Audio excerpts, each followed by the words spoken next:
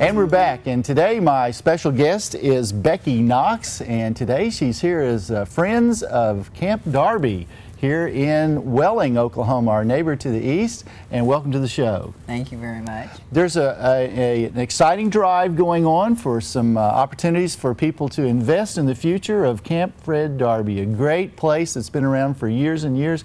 Tell us a little bit about the project that you're a part of. You're a co-vice president, I believe, is your office with all this. So tell us a little bit about this, this fund drive. Yes, we've been wanting to make some improvements out at Camp Fred Darby, and we being a group of people. So we started an organization called the Friends of Camp Darby. This organization started in July.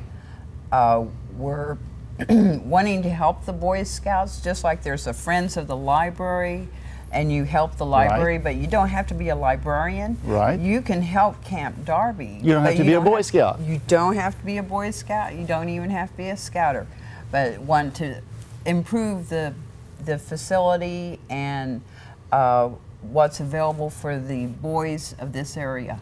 And I know there's quite a history and heritage about Camp Fred Darby. Tell us a little bit about the background of Camp Fred Darby. Camp Fred Darby was purchased in 1923 from the Sequoia Club. So they had their first Boy Scout summer camp in 1923. Wow, quite a history, isn't there? Yes. And what a marvelous place. And I must say that as a young man growing up in Muskogee, I was a part of a Boy Scout troop over there and became an Eagle Scout. And I look forward to every summer spending weeks at Camp Darby, and every month our Scoutmaster would take us to Camp Darby to have an weekend type experience in the outdoors. And what a marvelous experience, and stays with me today about the very positive things that were a part of that experience. So tell us a little bit about some of the specific projects that the improvements will include. Okay, some of the improvements that we need are showers and flushing toilets. The camp has grown in its use, and so we need these facilities to have showers and flushing toilets for some of the mothers that also come camping with their youngsters. Yes. And also we're wanting to, the camp, we only use about 10 acres of 254 acres. So we want to make the road go back for more primitive camping for the older Scouts, with maybe some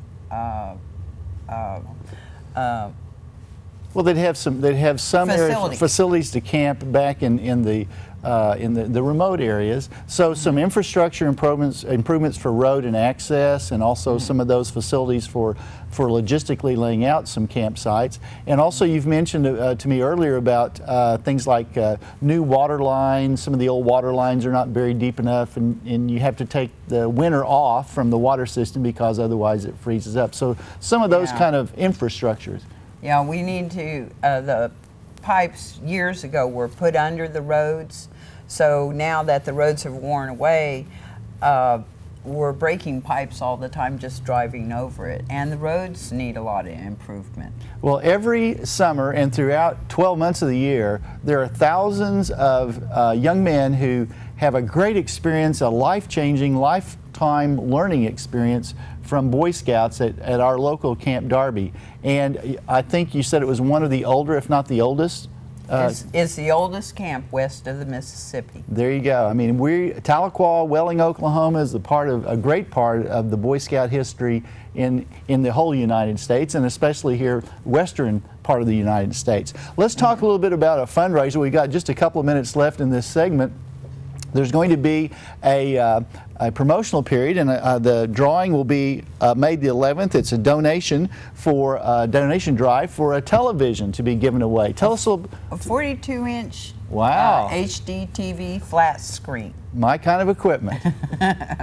And the donation is based on $5 increments, if I remember correctly, and accessible throughout Tahlequah here. And we have several local business people, and you might give us those very briefly. Tommy Gay of the 4G Company at Choctaw and Water Street, Shelley Norman, the barber on Delaware, Tony Hughes, a CPA, his office is attached to Cherokee Hills Pharmacy. So you can acquire a opportunity for a donation for the TV at those, and also you can contact Gary Ramil at 207-0371 for more ticket information. And the drawing for the chance, the donation, will be selected on Tuesday, May the 11th at 7 p.m. and you do not have to be present to win. So a lot of great opportunities, and we'll have those phone numbers and contact information across the bottom of the screen so you'll be able to kind of capture those. But we want everybody to take that opportunity to invest in the future of the next generation, current generation, but also especially the next generation of Boy Scouts from throughout the region that enjoy this marvelous resource that we call Camp Darby. Yes. So tell me a little bit about the search engine that they also can go to. If you go to a search engine, it's called goodsearch.com. And he'll ask you if you'd like to contribute to a charity, and you put in Friends of Darby. Every time you use that search engine, it will make a donation to Camp Darby. So a great opportunity to, through some high-tech connection, to be a part of the investment for the future at Camp Darby. Well, we're hoping that you have a lot of success, and maybe this summer we can get some of the scouts to come in and talk about their experience at Camp Darby. It's a marvelous place and a great opportunity, and we all want to support the great organization, the Boy Scouts of America, and especially our local scouts here in the Tahlequah area. Thank you so much for being with us today. We'll look forward to having you back. Let us know who the winner is of the 42-inch big screen. It's going to be somebody's on May the 11th. Thanks for joining us today. Thank you. Please come back and see us again, and we'll be right back.